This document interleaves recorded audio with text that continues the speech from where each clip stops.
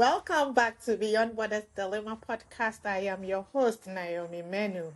First of all, I want to thank all of you who've been supporting this channel, watching our YouTubes, and also listening to us on any platform that you listen to your podcast, either it be Apple Podcast or Spotify.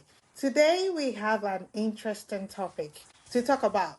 We are going to discuss something that many immigrants and international students experience but often struggle to talk about openly: mental health and loneliness while living abroad. Moving to a new country can be exciting and full of opportunities, but it can also come with unexpected emotional challenges. Being far from family, adjusting to a new culture, navigating academic or professional pressures, and dealing with immigration uncertainties can all affect our well being. Yet, many people feel they have to carry these struggles quietly. In today's episode, we are joined by a practice psychologist who will help us understand why loneliness and emotional stress are common experiences for immigrants, how these challenges affect mental health, and what steps individuals and communities can take to support well being abroad. This conversation is meant to create awareness and reduce stigma, as well as remind anyone listening that they are not alone in what they are feeling. Joining me today is Felix Yirdong. Felix is a Fulbright student alumni and a doctoral student in health, psychology, and clinical science program at the Graduate Center, City University of New York, USA. He holds a double master's degree in clinical health psychology, which is a master's of philosophy, and psychology from universities of Cape Coast in Ghana and the New School for Social Research in New York, respectively. Welcome to my podcast, Felix. All right, welcome. Thank you, Naomi. Thanks for having me. Yeah. Well, we will dive right into it. To start with, could you briefly tell us a little bit of your journey on how you moved from Ghana to the US, and also let us into a little bit about what you do as a psychologist? What I do. All right. Thank you. So yeah, like you rightly said, Felix is my name. Fulbright student. So prior to that, I was actually an assistant lecturer at the University of Cape Coast School of Medical Sciences. So doing my teaching and research over there, and then I had Fulbright to come to the US for my graduate program, which requires me to do another master. So that's why I have to Hmm. masters, not because I like school a lot like that, but it's I just was thinking because like that. no, I'm not. I don't. So it's just because of like a requirement. I have to kind of like check the box. So it's kind of towards my doctoral program. Then you have to get like another master's. So that was Okay. what I have to do. Yeah. So yeah. So my research background and clinical practice background. I'm licensed to practice in Ghana as a clinical psychologist, but not in the US. So most of the cases and things I do are mostly Ghana related. But like I said, it's been a very long time I practice in Ghana, even though I have some very rich clinical background from Ghana. However, over here, as part of our training, you get to do a lot of clinical hours working with patients from diverse ethnic and racial background with different clinical presentations and different settings. I've worked in a college counseling center before where I have to see like so many students with different clinical presentations from anxiety disorders, mood, suicide, substance use disorders, and all the risky behaviors in general. And then I just completed an externship at a level one trauma center in New York here in a very, very diverse also neighborhood. I'm in a public hospital working with both inpatient and outpatient psychiatric patients. So at least I have those kind of experiences in terms of my work, which I'm still kind of learning a lot of it as well. My research broadly is about suicide, why people have a desire to die. So generally we know that everyone wants to live, right? Everybody have a desire to live to a very large extent. So when someone is racing against the storm, they don't want to live again. Now death become a desire. They don't really want to be alive again. That is where my study comes in to understand what is really happening to these people, what might be contributing to why someone may have an intention to die, kill themselves. And some people even proceed not only thinking about death, but having a plan. And you may have others who unfortunately even attempt to do it, right? And I think the reason why it's important is to understand what might be going on. How can we identify people who might be at risk of killing themselves? And how can these understanding help us to design interventions to prevent people from killing themselves under stress or when they are at risk of doing these kind of things, and helping them with resources that can let them live lives that might be much helpful and prevent these kind of things. So I look at the suicide behaviors in the context of emotion regulations, right? So suicide is not an event that just occurs, right? There are lots of emotional turmoils that people might go through, some of them including depression, anxiety, and stress, and a myriad of mood problems. So trying to understand which specific mood or which types of mood can lead someone to thinking about killing themselves. So I try to look at that. And then the last thing about my research is also looking at adverse childhood experiences. And these are, let me say, negative experiences that people have before their 18th birthday. It includes like physical abuse, emotional abuse, neglect, having a member of your family being in prison or having a mental problem, or even have a member of your family who is heavy, like a heavy user of substance like alcohol or marijuana, or maybe also witnessing fight in the house where parents are fighting. So if you look at the literature for adverse child experiences, there are ones that impacts on the child directly, like physical abuse, emotional abuse, sexual abuse. And there are ones that impacts on them indirectly, like the ones I said, if a member of the family is using alcohol, if parents are always fighting, right, it's indirect, it has an indirect effect. And all of these things impacts on the child's decision making, the kind of care and nurturing that they are likely to receive.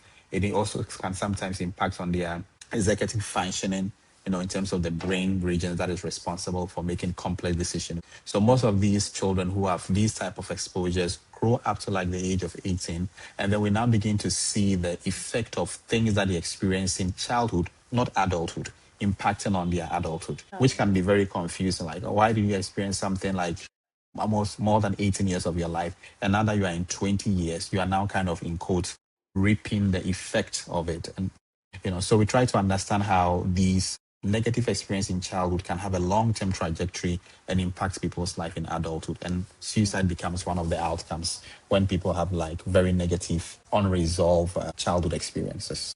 Sorry, I was everywhere. No, it's very impactful. Like there's a lot to learn. I don't know how you do it, but I do appreciate all the hard work that you're putting into it. I can see. I always ask myself, how do psychologists do it? Because if people are always pouring out their problems or to you or things that they're going through, their emotions onto you, how are you not able to like absorb those and then Mm-hmm. have effect on you?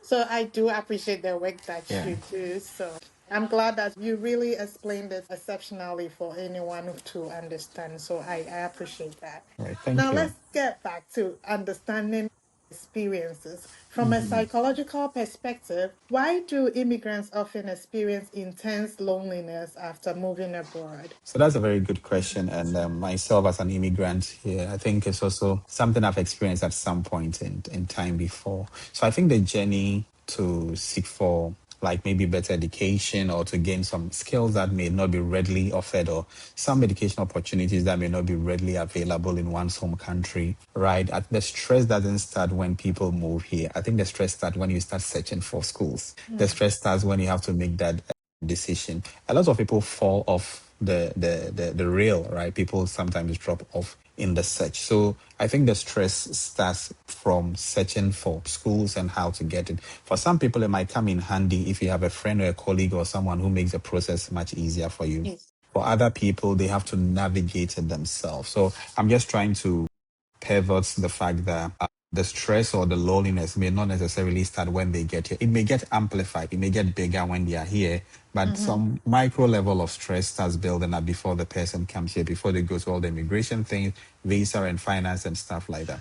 But coming directly to the question as to why immigrant faces that, I think there might be multiple layers. One of them is like the separation from family and friends. I mean, if most people come here mostly for grad school, maybe you have some handful that may come here also for their bachelor's, right?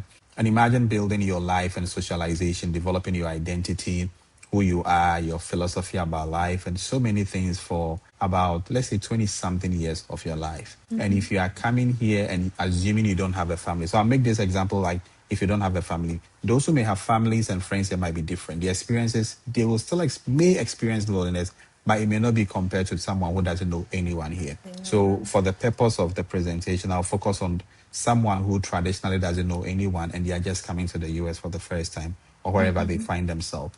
Right. So, that level of attachment can be very, very difficult. One of the things I talked about, the adverse child experiences, was the fact that emotional neglect, right, which is also a form of like separation, right? No, when attachment and separation are very interesting constructs when you are looking at developmental psychology, we need some level of attachment with people, family, and friends as we grow because we are social animals. However, if someone have to distance themselves, from family and friends for that long time, initially you may not feel it, but over time, it becomes very loud or get amplified when you are under stress and you are now looking for someone to talk to. You now come back from lectures or maybe you go through some stress in class and things are very demanding for you. You have time differences and you are not able to connect with family and friends as you would used to. And the reason why these family and friends or social connections are very important, I won't go so much into it, but there are lots of research that have shown that having meaningful social connections can be very, very protective for people. So a lot of people find social connections to be very, very protective, very, very helpful. The brain reacts very differently when people are with loved ones, right? There is a theory called the social baseline theory, which basically talks about the fact that when you are with people that you love, the way the brain spikes or sends signals to make you feel very good is very different. So when you are with loved ones and people who care about you, there is a kind of thing people be like, oh, I feel good, not because of any magic, but the brain is sending out or releasing neurotransmitters like dopamine, serotonin, and oxytocins. These are neurotransmitters that makes us feel very good. And mostly gets kind of like released when we are with people that we love and care about them. The opposite is true. When you are with people that you don't like them, people who causes you stress, the feeling is very different. Yeah. So being separated from loved ones may not necessarily be the problem, but when there is stress and you need this kind of support and they are not readily available, it can be very difficult. So that's when people begin to feel the impact of like that kind of separation. So I think that is one bit of it. The other issue also comes to like with culture, right? You find yourself in a very different environment altogether, right? And sometimes language wise, I know we'll talk about that, language wise, trying to acculturate into the system and all those identity issues can be very difficult. You don't know whether to be like the people that you are with or you want to keep your identity. And that kind of navigation, that extra labor, which if you are in your home country, you don't have to stress yourself about that. Yeah. That can be like a lot of work for some people. In addition to other microaggressions that you fall into it, right? Let me add that if you're a person of color, like specifically a black person, and you come into some countries, right, already people who are like you, and in this context, I'm talking about like African Americans, they may be already dealing or trying to push back on some systemic racism or certain things in the system that historically they might have not really favored them, right? So now you come and fall into it and because of colorism. So because of your color and how you look like, sometimes you become a victim or you get caught up in the crossfire.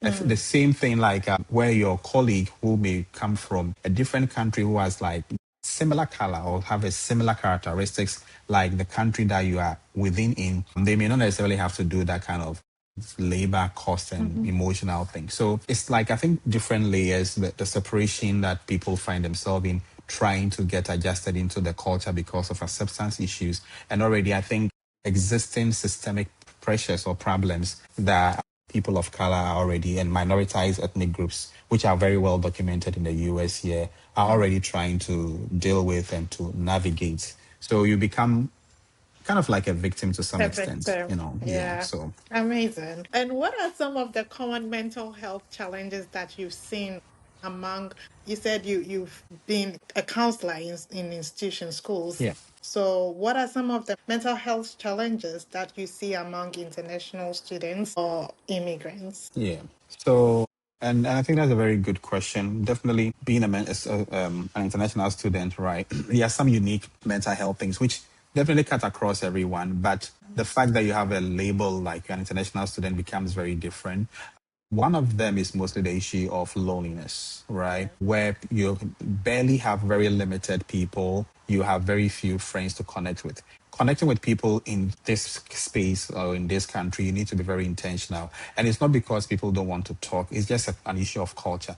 And I'm sure when there is a shift, or maybe people also visit the part of the world that we come, which is very collectivist, they may also have to kind of adjust. So if you are from a collectivist culture where relationships comes up organically and you come to a culture which appears to be individualistic, all right, you may have to be very intentional about building connection. If not, so you feel very lonely. I remember during my master's program, the first day of class, after class, we finished class and everybody was leaving.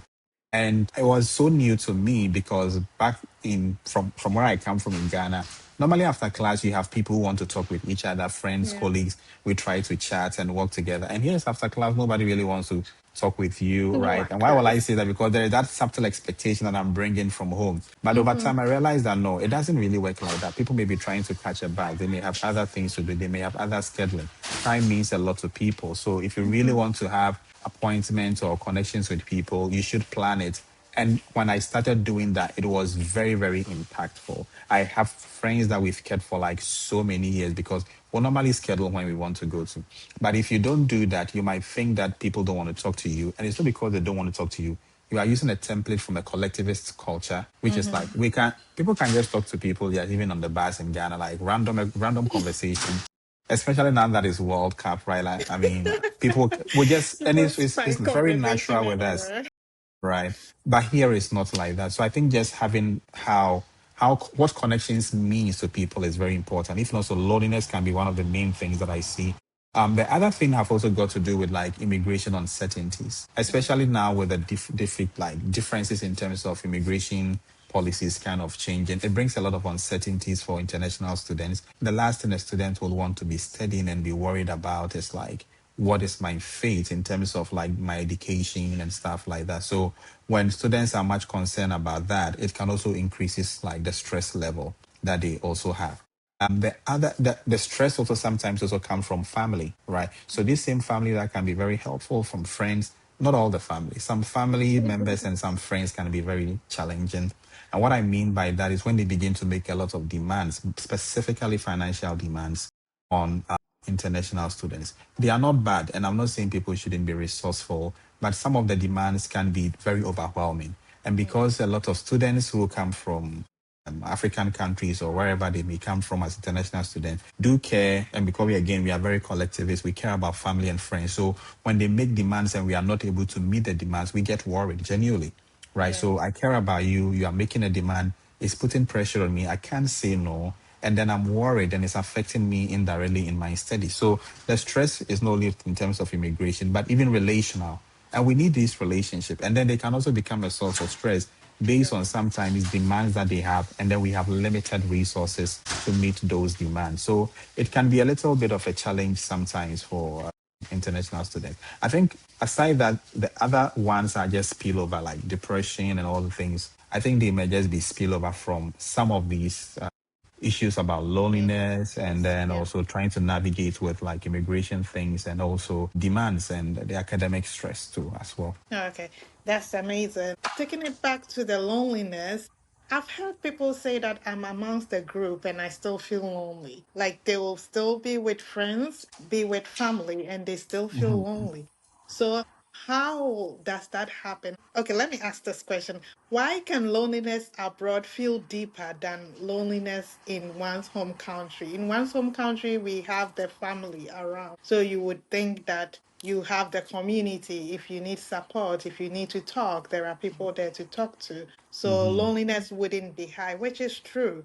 But even that, some people still feel lonely. Why is that so? And if that is the case, why can loneliness being abroad, which we know is a mega scope because you have no one there, Okay. perhaps? So how do you put those things into Okay. categories? Yeah. So that's a good question. Loneliness is a whole research interest for a lot of some Yeah. psychologists. Let me put it that way. And I'm not a loneliness expert, but I'll share a little bit of what Hmm. I know and why probably from psychological sciences and anecdotally why I think it might be different from what people might experience here and back home in Ghana. So there is this concept we call cognitive cognitive accessibility, right? The fact that you in your mind, there are certain resources or people that you may not have them immediately, but like if I need them, I don't have to stress. I can just easily walk to them. I can just go there and get them, right? Mm-hmm. So in back home, if someone probably is feeling lonely, and let me say loneliness is a very subjective feeling, right? It's a subjective. So what you said about people being in a crowd and still feeling lonely is very true.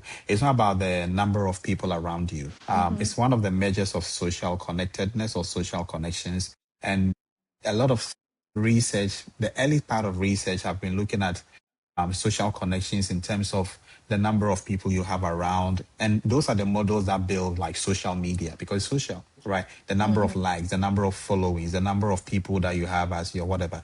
But Mm-hmm. then over time, you realize that it's not about the number of people who are following you or the likes and things you have, but it's also about the quality of relationship that you have with people.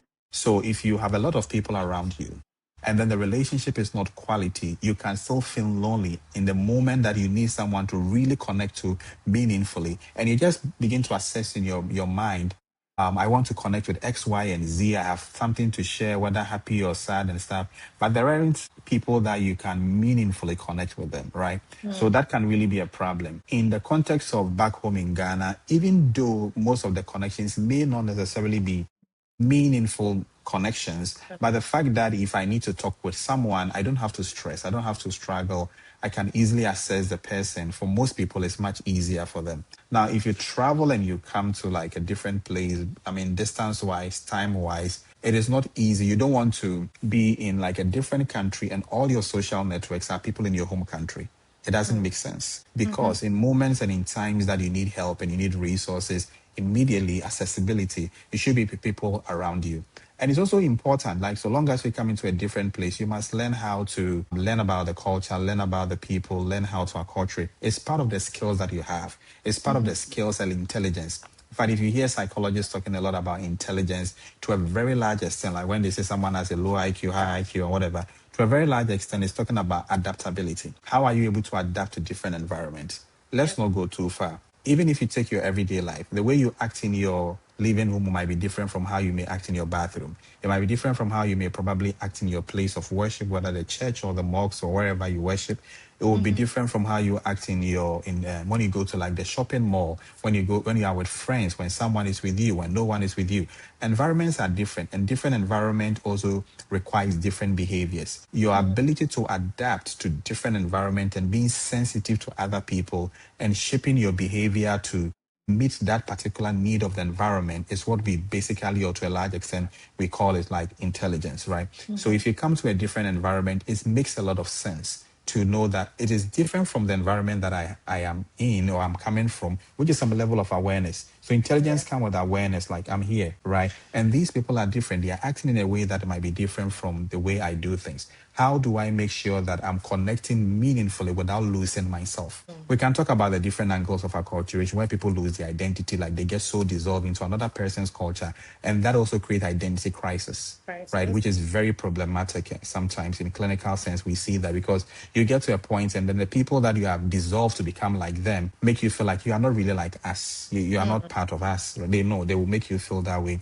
one of the years to an extent. So how do you keep your genuineness and your uniqueness while still connecting with people in a very meaningful way, right? Way. So I think it's more about learning to know that, well, it is different. I think it starts with accepting, like, how I connect with people back home is very different from how I connect with people here. And it's just okay because that is how it is. And I need to be very intentional if I want to build relationship with people, sending messages, connecting with people, booking appointment, coffee meetings and stuff like that might be much helpful. If you send coffee meeting to, I mean, Ghana, people don't, we connect, like the connection is very, it comes Go organically, Charlie, right? and then we are ready to Yeah, go. it comes organically. So I think that level of awareness might also help people to not to think people don't want to connect with them by just knowing that you're in a different space. Yeah. Yeah, that's incredible. So you just hinted a little bit about identity. So how Mm-hmm. does the process of migration affect a person's identity and sense of belonging? Like you just mentioned, you might want to dissolve into other people's culture. Maybe you might be able to achieve it, but it will it can get to a time that they will spot you as like you're not part of Yeah. them. And they don't, Oh, sometimes they don't even have to say it. You can realize it yourself. So okay. in that case, how do you do that process whilst accepting other people's culture, being able to integrate it into your life and also keeping your own identity as a person? Yeah, I think this is a very good question, $1 million question. Because identity is a very big thing, right? And for most people, I think someone asked me the question today. For most people, they normally would form their identity, I think, from a little bit of theory here, probably within their teens, right? The 12 to 13s over there. I think there is this psychosocial theory of development, Eric Erickson, who talks about identity versus role confusion. The fact Mm-hmm. that people try to define who they are, people begin to ask existential question: who am I? Why am I even here? The purpose. Some of those existential questions may sometimes be answered within a religious circuit, because religion seems to have answers beyond even when we die.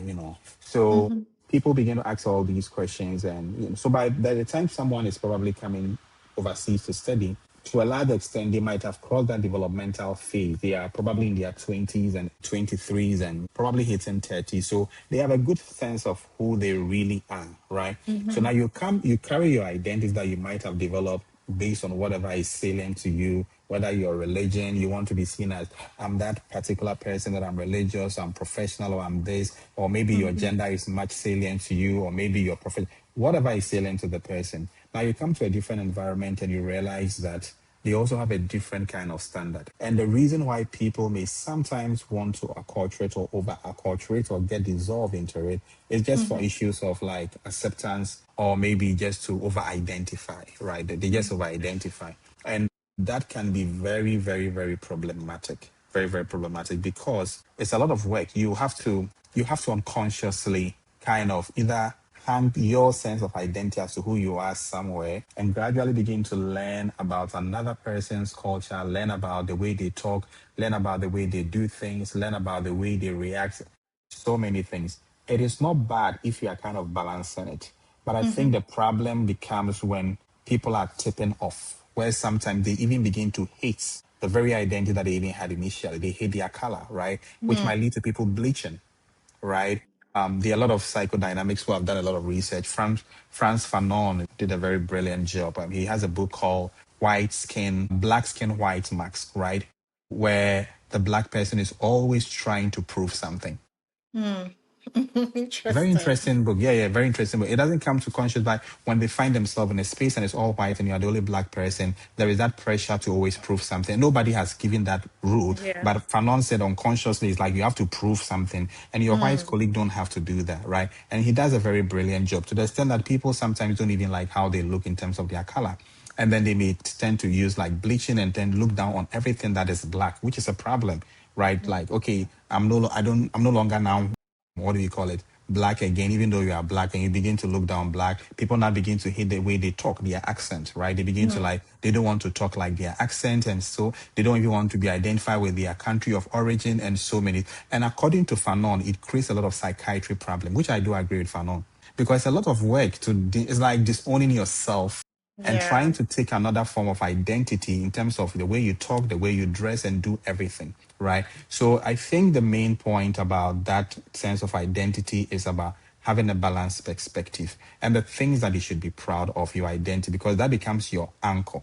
If you don't have that sense of identity, if it is not clear for you and you come into another country, there will be pressure to dissolve into it. And in the short term, it might look very good, but in the long term, it's not sustainable. The reason why it's not sustainable is that if you happen to go to your home country or interact with people from your home country, you might not really feel accepted or welcome, because you've disowned a lot of things about yourself. Yeah. And that gap alone can be very, very stressful.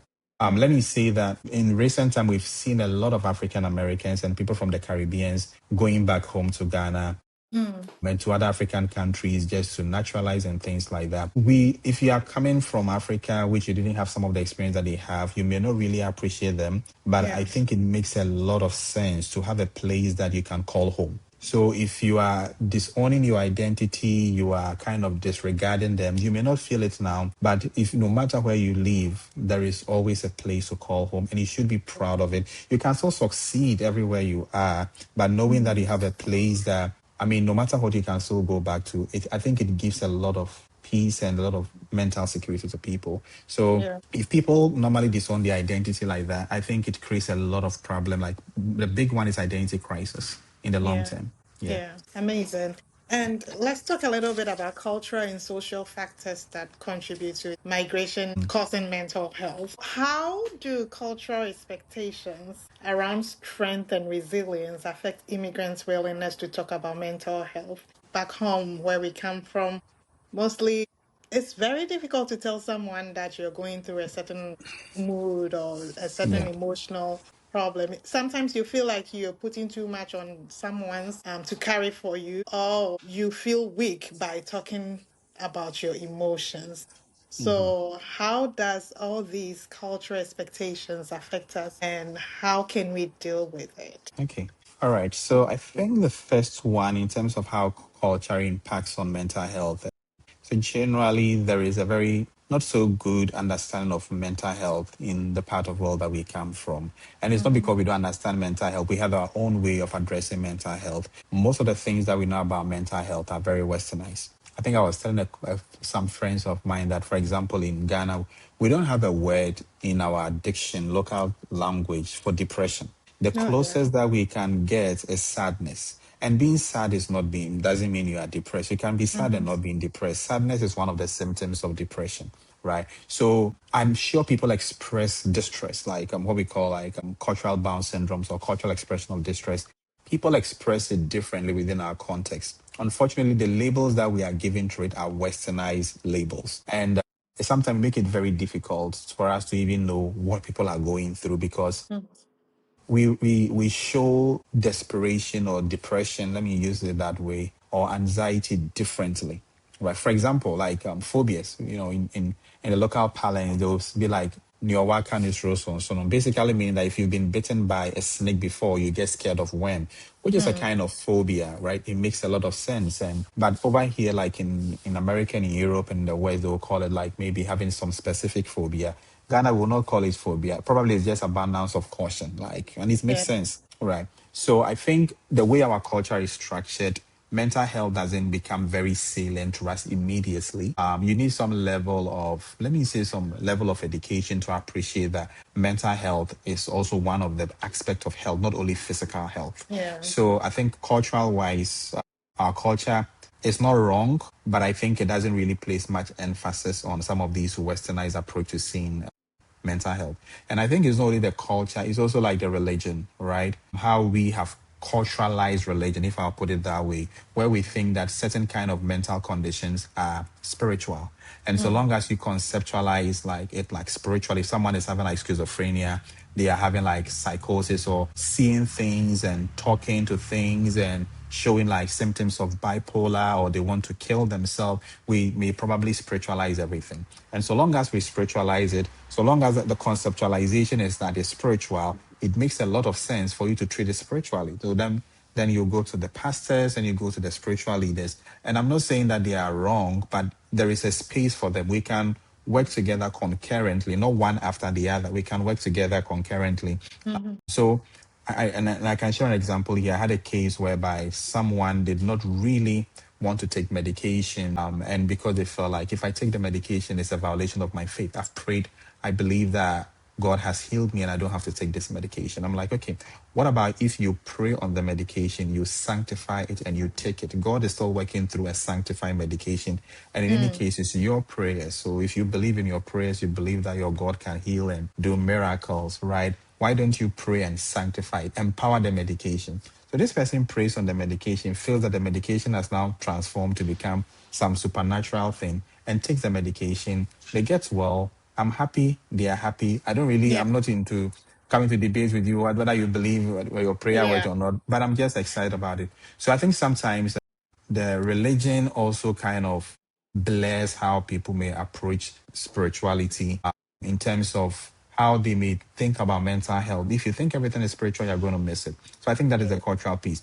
How best to address it? I think now there's been a lot of education in Ghana and I'm sure in the other African countries where some pastors or some religious leaders or family members are beginning to distinguish between something that they may suspect might be psychological versus something that might think that, well, it may be psychological, but there might be some spiritual underpinning to it, or Mm. vice versa, and etc. Some Yeah. are able to combine it very well. If you go to some hospitals, they have chaplaincy units. They are not into exorcism or whatever, but they can pray with you, give you some kind of spiritual care and support. So I think there is a lot of education that is coming along Mm. to see psychology and then spiritual or cultural care as complementary, not as an either or thing, right? So I think that is one of the big things that we can all do, letting family members and friends know that some of the things are just normal psychological reactions to things. It may not have any spiritual underpinning. If you want to spiritualize it, fair enough, but also seek for care. I mean, there are Yeah. professionals who are trained for those kind of things. I have a lot of friends or people who don't really have like therapists, Yeah. right? Here I in recently America, started my own. yeah, they don't have therapists, and you tell them and they're like, I'm fine. I think we have a way of, like, back to the issue of resilience, we have a way of trying to address our own issue or resolve certain things ourselves. Not bad, but if you have a professional, I think they are trained in a way such that they don't only understand what you are going through. There are tools that can use to help you to recover quickly, to even access more resources, to even get better, like much more quicker than you might probably have expected. Most of Yeah. my clients that I've worked with, who are even like probably Ghanaians and other people who have accessed mental health care, are people who to some extent have some knowledge about like education, and this seems to be appreciated much more. So I think it's coming up, just that it's been a little bit slow. But overall, we do have resilience. And I think if we assess mental health services, and you don't need to have a problem before you go to therapy. Let me You even go. add that. Yeah. Yeah. You can just go and just want to chat with your therapist, especially when we talk about loneliness. I've had clients like that. They're like, I'm not in for session today. I just want us to chat. I'm like, thank God, it's good. I mean, it makes my nose writing easy, right? So you can just go and chat, just run some ideas with, and Yeah. they may probably give you tips about how do you connect with people, how do you build relationships, how do you. Yeah. But sometimes loneliness may not be because you are not. People are not around, but it might also be because you don't even have the skills to connect. And Yeah. therapy can help you build the skills. And maybe you're having relationship issues, or maybe there are people around, but there might be some behaviors and characters and things that are pushing people away from you. We need to know Mm-hmm. where it's coming from. It may not be only the environment problem. There might also be something from you, maybe some attitude, maybe some characters, right? Which is not out of place. We just need to know how to move things around so that Yeah. you have the confidence and skills to connect with people more easily. Mm-hmm. So, Yeah, yeah. that's true. That's very true. For me, I actually just said recently started to talking to a therapist again. I've done it before, but I stopped along Okay. the way. And this first half of the year has been so difficult for me. I've gone through a lot of losses, and mostly I see myself as a strong person, but I really felt like I need to talk to someone.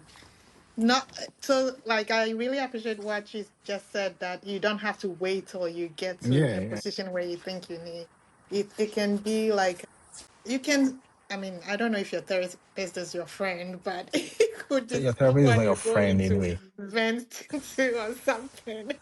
But it's, yeah, and for me, I don't really go in because I need medicine to take or something. I go in just to figure out strategies that will help me improve upon myself and whatever I'm going through. So, yeah, I really appreciate And that's that. very good. Yeah. So, and one thing too that you mentioned that I think is so true is the lack of words to express ourselves when we are going through certain emotions. That's one thing I found out because I thought I am good at with words, but sometimes I'm going through something and my therapist would make me do a work where I write down things that I'm going through. And then I can't find words to describe what I'm going through. So it's Yeah. very interesting. I don't know, maybe because we didn't have it back home, so we don't really know what emotion it is in itself before even find for us to even find a name for it. For it. Yeah. So that's something I've been experiencing, and I'm like, oh wow, that is something to Yeah. think about. Yeah. And that's a very good Interesting. skills to have. I'm Yeah. glad that you are seeing the benefits of therapy. Like, just sometimes being able to label things like, Mm-hmm. I think I'm angry. I think I'm happy. I think I'm anxious. I think I'm getting Mm-hmm. frustrated. That level of awareness alone can make a huge difference because it gives you some Yeah. level of control as to Mm-hmm. what is going on, other than going through things and you just can't really say what you are going through. Mm-hmm. So I And think it's an exercise. So that's good. yeah.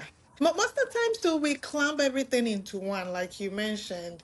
We feel depressed, but it probably is just sadness that we are going Correct. through. So that is Correct. one thing that I'm trying to learn more about, trying to figure out and pinpoint exactly what I'm going through. I could be happy, I could be excited, like they are two different emotions. So Mm-hmm. yeah, that's a good That's training I'm good. going through right now, and I appreciate that. All right. What role does culture shock play in all these emotional well-being? Like someone who just moved here, obviously you were encountered with a culture shock. Mine was the snow, the cold, and also like not seeing a lot of people walking around. Everyone is in a car. So if you're I walking, it's like, see. Interesting. where is everyone at? Interesting. So yeah, Interesting. how does this one play into our emotional well-being? Okay. Yeah. So I'll pick from the last part. So I think it's more about where you are at in terms of everybody in the car. New York is That's different. true. New York is That different. So is New York, so you rather true. get overwhelmed. You rather get overwhelmed with a lot of people moving Yeah. around and stuff like that. So that was just by the way. So I Hmm. think culture shock definitely does a lot of things difference because for one of them, and I can share my experience. I think mine was not with very different from yours. Mine was more with the connections that people have because I'm a very social person. And not because I am social, I think we come from a very collectivist cultural background where relationship means a lot to us. We are more Hmm. concerned about other people than just ourselves. So when I find myself in a place whereby it seems everybody is kind of in quote, what we may call colloquially in Ghana, mind your own business ish Hmm. kind of thing. You get worried, then you begin to interpret like the behaviors of those people in your line is like, is it that they don't like me? And it's not because they don't like you. And I'm even thinking that way, or you are thinking that way because you are a very social person. And hence, when people are not talking to you, and because they are from maybe a more independent cultural background, you think that is maybe there might be something wrong with you. Even your Yeah. interpretation is still through a cultural lens The that is very culture. collectivist. Yeah. You are not Hmm. thinking that, well, could it also not be because that is how they see things, right? So my cultural shock was coming to see that people can be very independent and it's got nothing to do with you. It's not because they don't Hmm. want to talk to you. In fact, you are not really the reason why they are independent. This is how they are. Right. Don't over value yourself to think that you are so important and they You're don't so want to talk to important. you. No, no, like that is how they are. Coming to accept that you can see a friend in class and after class they may see you and they may not say hi to you. They probably rush into another meeting or go into another Hmm. class and you don't have to take it personal. And I think Yeah. the reason why I may or those times interpreting it in through like a very personal lens is because we come from a very cultural, a very collectivist cultural background, saying that Yeah. if you're not talking to me, I think there is a problem. Yeah. Right. And then I have Yeah. to accept that, well, it is possible Naomi can see me and she has something to do. And that is why she's going to. And it's got nothing to do. Why do I think I'm so important that somebody should see me and say hi to me and they didn't greet me, they passed away? In Ghana, if you are going to a place and you see someone, you don't say hi to them, you don't greet them, and you come back to ask them for help, they won't mind. The first thing they would want to address that, but you saw me sitting here, you didn't greet me, It right? is. Like they want to address that one first before coming to like your need because again it's a kind of like a very collectivist or interdependent way. So I think the cultural shock for me was that kind of coming to accept that people can be very independent and it's got nothing to do with me. Yeah. That is Yeah. how they are and that is how they do their things. If I want to connect with them, I have to be very intentional. And then the second thing is that also learning how to have some level of independence, minding my own business in quotes, not trying to overstep my boundary. If I was in America here, then I became very familiar with things like boundaries, Mm. right? Like, you need to know there are Yeah. boundaries. Yeah, but Ghana, I wasn't really like, really cares about No boundary one to a very cares. large extent. Like, you get angry and people sincerely don't really care about your anger. At best, they'll Mm. make a joke out of it. And some might be very courteous, others don't really care about because we have so many Hmm. people to choose from. So I think one shock is also about knowing that people have strict boundaries, that the fact that the person is your friend in class doesn't mean that when you see them outside, it's still business as usual. Like Mm. relationships are very intentional. So I think all those things, if you don't understand it, you might interpret it to be something like you. They are not Mm. talking to me. They are not being nice to me, right? The other thing I also had to learn a very hard way is, where we think that silence also means that you are humble, you are quiet, you are nice, right? And I realized that in this culture, it doesn't really work like that. Like your silence is interpreted as you don't know anything, you are timid, and you don't have anything to say. I've seen Yeah. people saying things in class, and I think that is the culture. You don't have to be right, but the fact that you have the confidence to express your thoughts, and your thoughts don't have to be right. Just put out what you are thinking. It shapes the conversation, it shapes the discussion and stuff like that. But if you think that, well, what if I say something is wrong? You have to say, Yeah. how will you even know that it is wrong if you don't say it, If you right? don't And speak out. who says you are going to be penalized for saying something that is wrong? You are a student. Everybody understands that, right? So sometimes the silence, where we think that, oh, it means that you are humble, I realize it doesn't work. So not only in the classroom, but even when you are dealing with people, I think being assertive in a respective way is much better because it shows that you know what you are doing. It shows like a level of confidence, and the people like it that way. Compared to like everything, you are quiet, you don't want to talk, you go for meetings. What do you think? Oh, I don't have anything. Oh, everything is fine. You become some kind of pious. I see you just return from Vatican or whatever, a pilgrim, whatever Oh time. my. People would give a different interpretation to it. So you don't have to be too confident, but you also don't. You also have to remind yourself that you also know something, right? So I think having a genuine level of humility and still being assertive is very important Yeah. because the silence, and I have to learn that like being quiet or saying it's okay, it doesn't make It sense doesn't in this work kind here. of context. If it was in Ghana, I would have been seen like a very humble person, quiet on pen once, and you don't really want to talk. But Yeah. in some cultures, it is given a different label, Yeah. right? And so long as you are, and I talk about intelligence and adaptability, when you're in an environment, you must learn how to adapt. Your inability to do that shows that there is some level of like intelligence problem because you are not being Yeah. sensitive to the environment that you are. You are not trying to adapt to the characteristics of those environments. So Yeah. knowing that if I have something to say, I don't have to be correct. I have to be able to express my thoughts in a way that will keep conversation going, shape conversations. It is much preferred than being quiet in the context of our collectivist cultural system where the adults are always right and children, you don't really have to talk, you have to keep quiet. It Yeah. doesn't really work. You need to be able to be assertive in a very gentle and respectful manner. So I think for me, those two Yeah. things were, and if you don't get it that way, you would always really go through a lot of stress thinking that people think you are dumb. And meanwhile, you know something. The system don't work like that. Yeah. And you Yeah. need to just Yeah. get it. Yeah. Okay, let me throw this one in. How does language barrier play in this? Because we are lucky, we are English speaking. We use English for our formal education, so we come to the US and we can easily integrate into their system. How about someone who went to Russia or like any of the countries that do not speak English? Yes. How does that play into mental health? I think that makes a lot of, I mean, speaking a second language on itself alone is a lot of work for some people. Like you rightly said, if someone is coming from an English speaking country where they have the advantage of being able to speak English, it makes their transition a little bit much easier compared to someone coming from a place where they have to learn different languages. And some languages are pretty, they are not straightforward. You need to like learn how to conjugate some verb if you are speaking like French, if you are speaking Spanish, if you are speaking let's say Portuguese and speaking Russian and other languages, Chinese, and most of these major languages, right? So sometimes the switch can be very difficult. For some people, it can even slow down the academic performance. It's got nothing to do with the fact that they are, it's got nothing to do with the academic achievement. Intellectually, they are very good.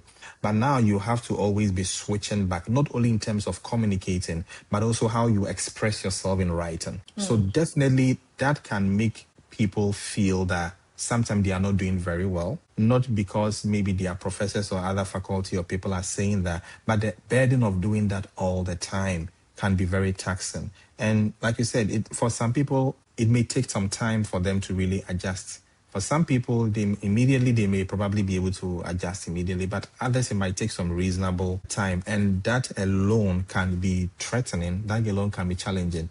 I mean, I really admire my colleagues who go to school in China. I admire them a lot, and I really want to learn the Chinese language. I know sincerely I want to learn it, right? And I don't know how. I always say I don't know how I would have survived if I had to go to China to learn Chinese to write my thesis. Sometimes they're like, yeah, they have to write their thesis and things in Chinese. I'm like, wow, I Yeah. genuinely envy you guys because It I don't is know how to do impressive. that. Yeah. Yeah, it's very, very impressive, right? So, and it's something that scares me genuinely because I don't know how to do that. And I admire them for being able, because in that case, they become more competitive. Like they can, if it comes Oh to English, they yeah. can speak English. If it comes to Chinese, Mhm. they can speak, they can even write, right? So it's not an easy thing. And if someone is not able to do that immediately, that can be very stressful. And I think it takes another level of determination and Yeah. commitment and resilience to say that you will do that. And you have to learn these kind of languages. And like I said, I think it's something that if someone is coming from another country to the States where English was not their first language or their language of instruction, and they have to do that, they should accept and understand that it may not come easily, but it is possible. The fact that Yeah. something is difficult doesn't make it impossible. It will come Mhm. with some stress, and that is where probably getting support or help from your writing centers, your learning centers in your educational institutions, or even talking to a therapist, but mostly the campus-based one or even international office for things like this are very good because they might have dealt with a lot of international students who have had similar experiences and they might have been able to help them. I still have Yeah. colleagues who you could still see that they are still trying to learn the English. And meanwhile, they are doing very well in their classes, very smart. It's got nothing to do with their performance at all. Yeah. So I think there are a lot of help that people can get from like campuses to help shape some of these experiences for them. Amazing. Yeah. And let's talk a little bit about immigration systems and stress because when you mention one is like it's Yeah. related or something. How do visa uncertainty and immigration contribute to anxiety or stress among immigrants? I think you hinted I a little think, bit in the yeah, I beginning. think it does a lot. Yeah. I think it does a lot for a lot of international students where your education or your presence in the country is tied to immigration. To be very fair, for most students, if you are not in a good immigration status, it can threaten or terminate your education. So I Oh think yeah. the stress it causes is the fact that if you engage in any violation of your visa, it can Hmm. terminate your visa and it can impact on your ability to study. So you just have to make sure that whilst you are studying, you are doing things that are consistent with the tenets of your visa, and you are not doing anything that can potentially lead to termination of your visa, right? Because your primary aim of being in the country is to study, and you want Study. to make sure that you are living or studying and doing things that are not in violation of it. So I think so long as, in my opinion, so long as you are studying and not violating any policy or any things that will impact on your visa to a very large extent, the student should be good. However, the uncertainty also comes in when there seems to be some changes that sometimes students feel like it might curtail the opportunities. For example, there have been students who have reported like some delays in terms of getting opportunities for like internship, OPT, and most of them too can be due to like regulations and things like that. And of course, humans as we are, those things will definitely trigger anxiety when someone has a genuine interest to acquire additional skills after their education and it seems not to be available for them. It may make them feel like, then what was the point in getting the education without getting the practical skills? I think that's what the OPT is supposed to do, give you those kind of practical training, right? The optional practical training also. So if one feels like I'm not getting it, it can be very difficult. And I think for some students also, they feel like the state, depending on the kind of funding they had been very good to them. And as a way of giving back, they would like to work, right? Yeah. So when all the threats, things that means a lot to people are not available or they seem to be taken away from them at the least provocation, then people are going to be anxious. I never had an occasion to be very anxious about my visa status until Hmm. I heard that there were students who had their visas being revoked and things like that. And I was concerned for my colleagues. I wasn't affected, but I was just sincerely concerned for my colleagues. And there were several reasons why they had to go through some of those things. But just Yeah. saying that if a student is here studying, they just have to make sure they are not doing anything that violates their visa policies. And I think that would also increase your mental Mm. well-being. Just be Yeah. good. Just make sure that everything is fine. Yeah. But in the absence of that, yes, The other thing I can also touch on is students who are married or people who have families. And sometimes being away from your family, and then there are a lot of visa uncertainties as to whether they can join you, that can be very Mm-hmm. stressful. I've heard of Mm-hmm. stories, very isolated stories, remote ones, of people who have to literally terminate their visa themselves and go back to be with their wife and children because they felt like Yeah. family meant a lot to them and they didn't see how their wives will be denied visas and children and they have to be here for like 4 or 5 years in a doctoral program. They just self-terminate, you know. So everyone in their value system is, some people might say, well, it's so fine, I'll still go through it. But to be honest, it's not an easy thing. Yeah. So I appreciate people for their respective decisions they make. So I think relational status can also make a lot of difference It to is people. hard. And Yeah. then if it compounds with a visa uncertainty about whether you can even renew your visa, whether you can travel to your home country and all those things, with the educational system, that can be a lot for students. And I think in those Yeah. cases, staying in touch with your international office or finding a community of international students that you can share experiences can be very, very helpful and supportive. Yeah. Amazing. How about recognizing warning signs? What are some of the early signs that loneliness or stress may be developing into depression or burnout or like into suicidal thoughts or something? Yeah. All right. So I think every condition and yes, the symptoms that they have. So I'll probably start from anxiety, maybe very similar. Okay. And let me say, anxiety may have a normal level of anxiety. There are things that we just feel anxious about, which is very normal. But I think when it becomes a problem, it's such that you are so anxious to the fact that, or to the point that you cannot function. You Mm. can't engage in daily activities. You can't go to work. You can't interact with people. The things that you used to do every day, you just cannot do them. And the same is true also for depression. So normally with anxiety, people begin to realize that they feel on edge or their heart begins to beat faster than Fast. normal, just even thinking about what might be causing it. So like you talk about immigration, when someone thinks about these immigration issues, all the uncertainties, or maybe they think about some academic pressures and then their heart begins to race. The body is just trying to tell there is a threat out there. And the threat is the fact that I don't know how these visa thing, how the education thing is going to end. And the reaction is normal. That is how the body is supposed to react. And that is why it's reacting that way. So it's a signal that the body is giving to you that Yeah. there is something out there I'm really afraid of, right? So sometimes people begin to see that. And at other times, it can also affect their sleep because you begin to think a lot, right? And you are so worried. You are thinking about, okay, what is going to happen? I'm hearing this news. I'm hearing that news. Sometimes getting away from the news might be helpful. Mm. Sometimes just because if that is the source of your anxiety, just disconnect. You will Cut not it die. out. The world will not come to, you will not get an announcement that the world has ended and you were not aware. No, if the Mm. world is ending, everybody will be aware. Sometimes just cut off some announcement and some news because they might stress you, and stress and anxiety doesn't provide solution. They just make the problem very big, right? So sometimes people can, it can affect their sleep, and it will just start affecting their sleep. For other people, it can also affect like their eating habits. It can affect their relationship or engagement with people. They begin to withdraw. And I'm going towards like depression because you are so worried that you don't have time to go and play with people. You don't have time to probably go to social events because you have real things that are really worrying you.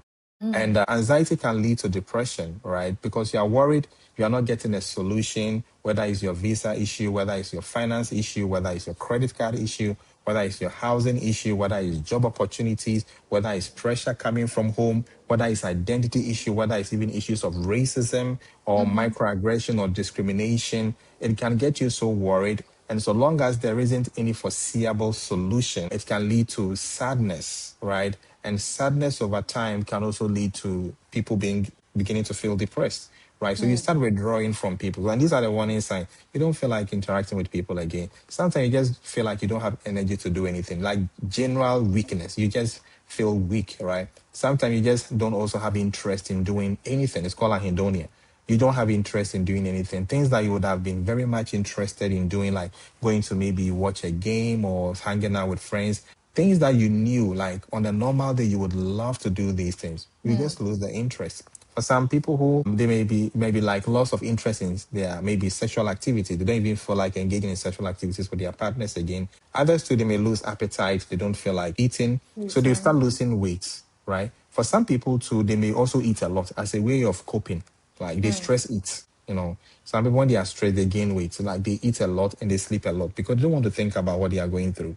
So if somebody is sleeping a lot, be very unusual than how they will normally sleep, or someone is sleeping less. Those are warning signs, and it's because we have the average hours that a normal human being should sleep. If you are getting too much of it at a point in time, or you are getting too little of it at a point in time, something might be driving it. Either you are Mm-hmm. sleeping too much to avoid thinking about the problem, or the problem is making you to think too much that you cannot even have enough sleep. Sleep. Yeah. Right. So those are very warning signs. And then people begin to withdraw. You have friends and families who are very social. They talk to people. They begin to withdraw. They start engaging, like being very lonely. And the more you start being lonely, the more the problem gets amplified. And then suicide don't just come. Suicide becomes one of the options of finding a solution to it. Mm. Like how, so the people begin to think, if I die, that is the end of it.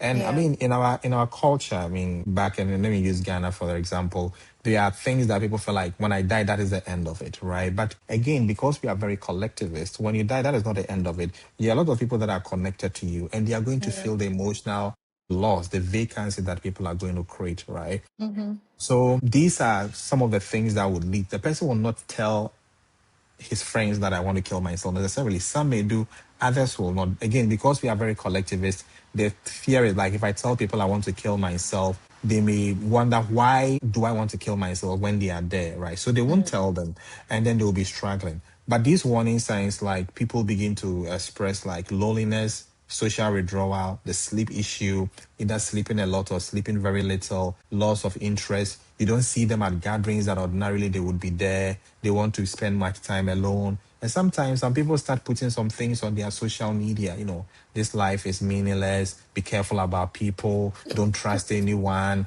All those kind of things. Like, they are Yeah. just giving you signals. Sometimes you see people, they will share some broken heart emoji and then some crying things. I mean, those emojis speaks a lot. You just tell that, look, a person may be going through some, they are not saying anything, but they are going through a lot of things, right? Yeah. So Yeah. those can be warning signals. Sometimes I've seen where people would use like a picture of a child. I saw someone who used like a picture of a child who was sitting. It wasn't a picture of a child, it was a drawing of a child who was sitting in a very dark place, and the only light that was on the child was just a light coming from somewhere just on the child, and the child was just, kind of like quelled, folded over there, and the person just put it on their status. And if you don't really understand what might be going on internally, why are they using this picture among many other pictures, like a Mm-hmm. lonely child, and this is an adult, it's telling you something. There are a lot of unresolved things. They may be going through Yeah. something, and this what their internal process. They identify more with the picture. So those warning signs beyond what we can see, sometimes social media can give us a hint as Mm. to what the person might be thinking about or what they may be doing. Yeah. Yeah. Yeah. Yeah. I just finished reading Dr. Deloney's book, Building a Non-Anxious Life, and he says this like our body tells us, it gives us signals, so we need to pay Mm-hmm. attention Mm-hmm. to all those Definitely. little things. So Yeah. I really love that you mentioned that. And sometimes De- we don't really pay attention. I think everything that we go through, if we are really quiet, if we quiet the noise and really look within ourselves, we probably would figure things out as early as Definitely. possible. Yeah. Yeah. How can immigrants recognize when they need professional help? At what point do you Mm-hmm. think that immigrants should say, "Oh, I've had enough. I need to see someone"? Yeah, I think that's a good question. What I would say is that when you realize that whatever emotional distress or challenges that you are going through is beginning to interfere with your everyday functioning, Mm, when it's beginning to impair your functioning, you don't feel like going to class again, or you go to class, you cannot concentrate, right? You can't concentrate in class, or you can't concentrate in your work. You go to work, you realize that you can self-detect that your performance at work is going down.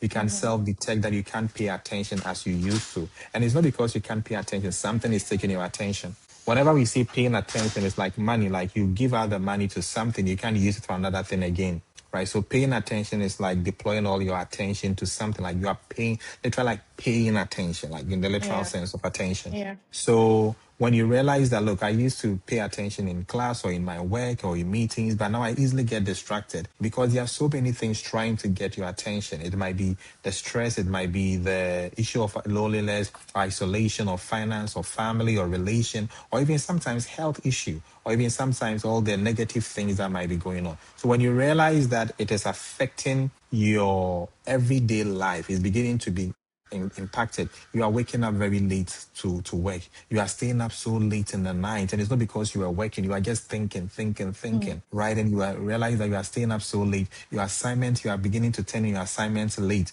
You are not able to submit your work demands on the deadline. Like you can literally see that things are going down the hill, right? You are losing appetite. You just don't feel like eating again. You don't feel like hanging out with your friend again. You go to class and you want to be alone. The little thing someone says, even if it's a joke that you would have normally laughed, now it gets you angry, right? Because things begin to irritate you immediately. You get irritated very, very immediately. You start thinking, like feeling very overwhelmed, and that is burnout. You don't know what to do. You want to disengage. You don't feel like studying again. You don't feel like going to work again. You just have to go through because you are moving with emotion, but not because you want to really go to work again, right? Yeah.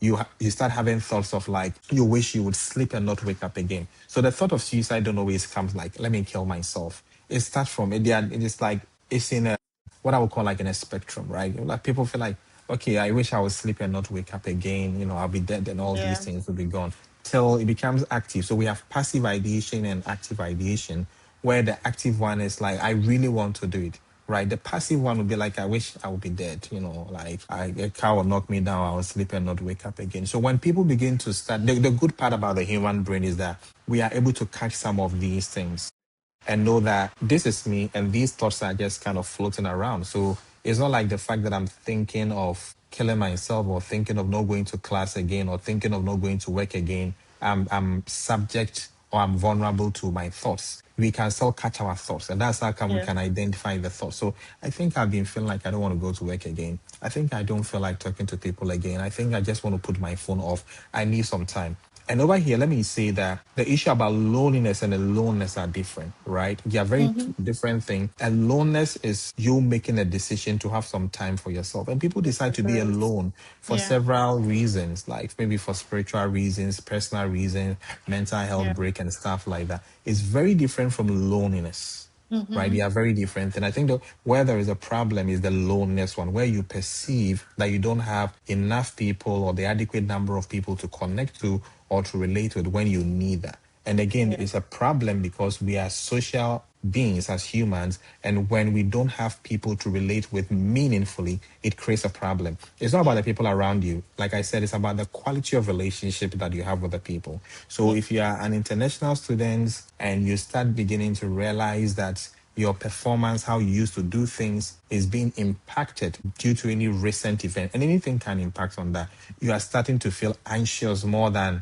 you will feel anxious, and then you don't want to do things that are beneficial to you. Like you don't want to go to class, you don't want to go to work, you don't want to talk to people. When you start getting to that, then you know that no, you need to talk to a professional as Yeah. early as possible.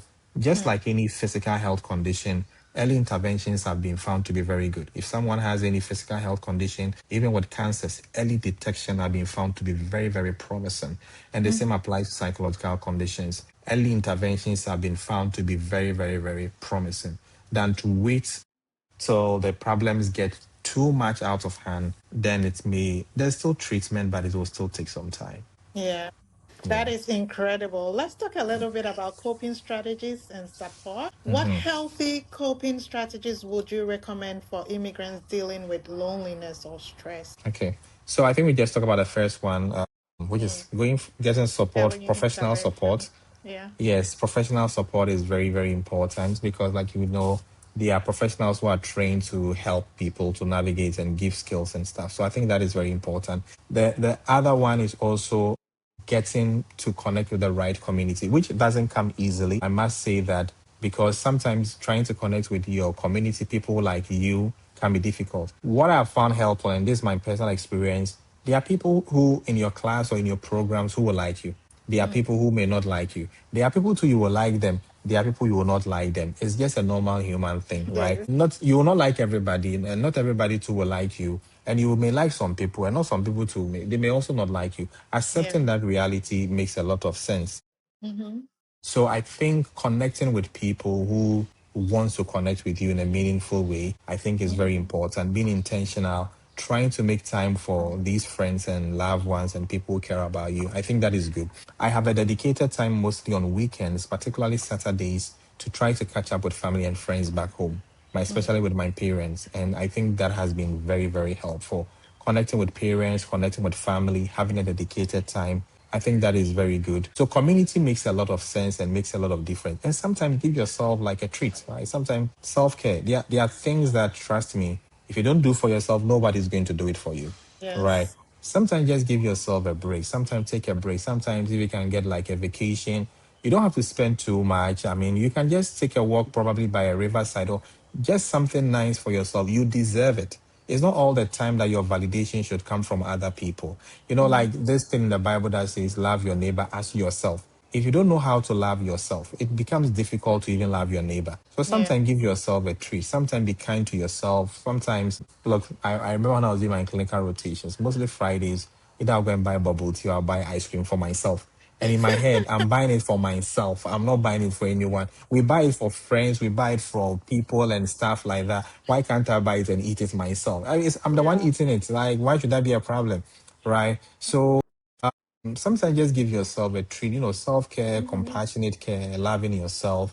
I think it Mm-hmm. places a lot of value on yourself, in addition to also having meaningful connections with your family back home and also with people here. But because you're also here for like academic work or maybe professional or work, it should be structured in such a way that it doesn't affect your performance, both in school and at work. So Yeah. having like a dedicated time and planning, for me, like summer is an amazing time. I connect with a lot of families, a lot of my friends, and who are also students like me, and that makes a lot of difference.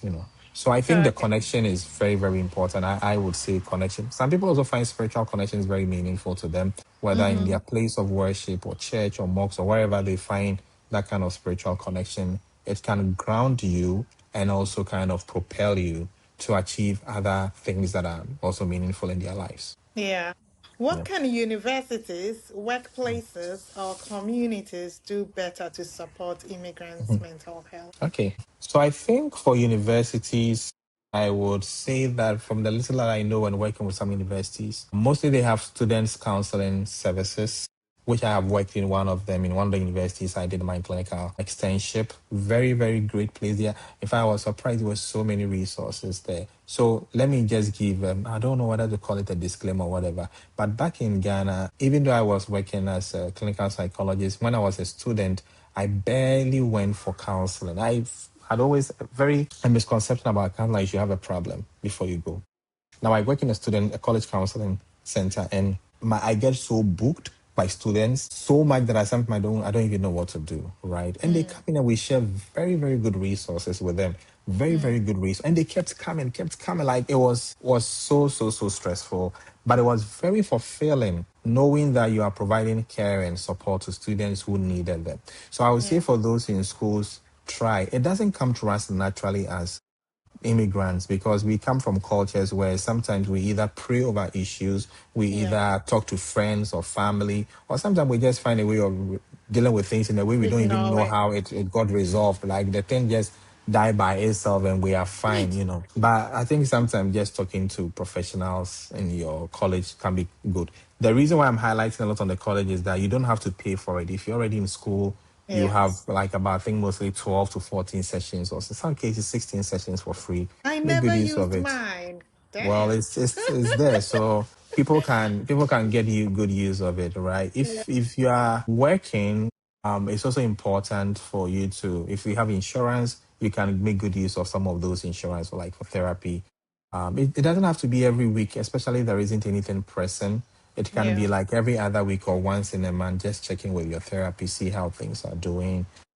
Just someone to run your thoughts or ideas by, a professional who will guide you and help you deal with any kind of or process any kind of things that you can't tell someone ordinarily. And for every session, there is confidentiality and privacy. So things that you ordinarily cannot even share with anyone, you can bring it up in therapy if you feel comfortable, and Yeah. then you will get the kind of support that you need. So I think at those corporate levels and school, yes. The other thing I would say about school also is that creating programs that really get students to work together, right?